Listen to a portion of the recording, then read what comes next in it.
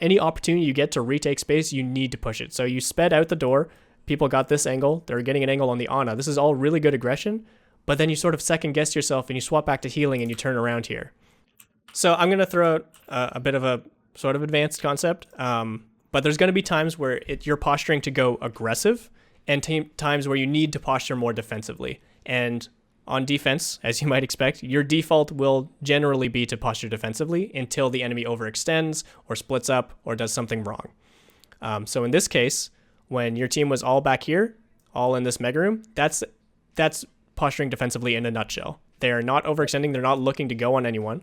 But the time that Winston goes in, that's when your Reinzari are looking to go aggressive. So by starting posturing defensively, say you, McCree, and Ana were all up here, all three of you, and then Winston jumps you, you just immediately boop the Winston off or you boop the Genji back. Your Ana's immediately safe if not getting a kill by adding in a flashbang onto Genji or Winston or something. Your backline's super safe. You maybe turn that into advantage for yourself, and then you can use your speed boost to go push an advantage because they've committed to something, in this case overextending because these members can't do anything about the aggression going on over here. So you kind of do two jobs as Lucio. You posture defensively to deny this aggression, and then you use that denied aggression as an excuse to go aggressive yourself. Gotcha. And yet, like I said, this is a bit of an advanced concept, and this is something that typically only applies to either higher level rank play or coordinated team play. But as Lucio specifically, these are the situations which you need to be most aware of. How you can stop enemy aggression and turn it into your own chance to go aggressive. Yeah, I was like just thinking about I need to find the right time to speed boost my tanks. That's if you're just always thinking about when to go in, you're going to open yourself up to dives like this and you're on to dying. And you might even force engages that aren't meant to be. Like if you're all the way over here, your Ryan's holding shield, and teams are just over here touching the point, and you decide to speed all the way across point, this is like a super long distance to cover.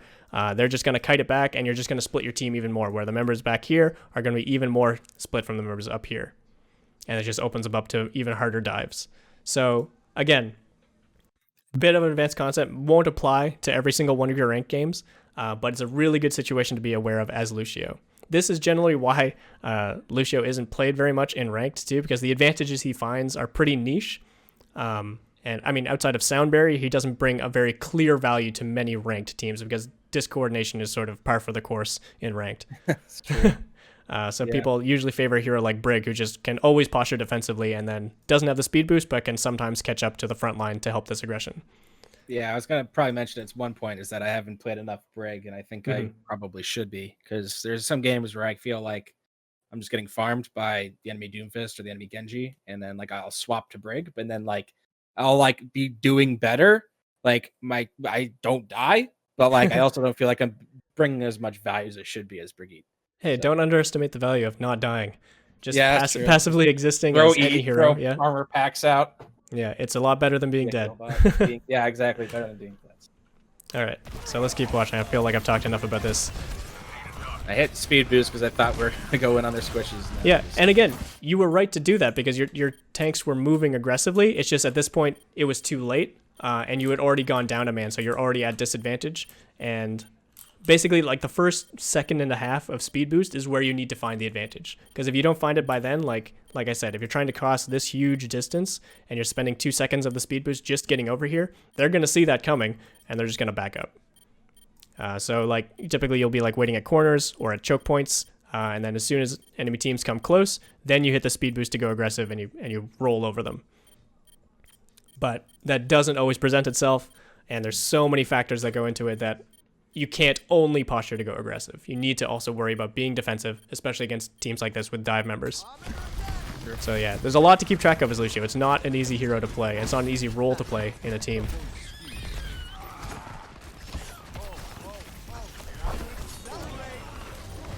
So that was actually really good. I wish I would have seen you stay on speed a little longer. So you got a kill on this ball who overextended. Huge advantage. And then you use that to find some aggressive space of your own because your team composition is so much less mobile than the enemy team. Any opportunity you get to retake space, you need to push it. So you sped out the door. People got this angle. They're getting an angle on the Ana. This is all really good aggression, but then you sort of second guess yourself and you swap back to healing and you turn around here. So what I would have liked to see here, let's just go back 5 seconds. So yeah, right here, your tank line was stable enough. They're not full health, but they're stable enough with like shield and bubbles that there's no active threats on them right now. I think we'll just keep going in third person so you can get a better macro understanding here. The ball goes down. Ryan goes down too. Genji uses dash to try and get out. Right now, look how grouped you are. Everyone will benefit from your aura. Throw on the speed here. Amp speed out the door here. Kill on the Genji. We can snowball this even further if we just keep wrapping around. Again, this distance is too long, but we can sort of trap these members in here because the only other option they have is moving to point, and then they're even more exposed. But we second guess ourselves a little bit here. I get that you're peeling for the Zarya, and that's good, but I think even just keeping speed on, boop this monkey away, keep your focus on moving aggressively. Because we need to retake space here. If we just trade kills back and forth, eventually their spawn advantage is going to win them the point. So we need to get more of an advantage here based on them overextending than just the one kill. And yeah, look at that boop. It was perfect. And now Zarya's basically not in danger. She should even get this kill on the Winston if she plays it right. And actually, yeah, so this worked out really well, but you could have made it smoother as the Lucio. You could have kept these groups more focused by giving them more speed and more resources to commit over here.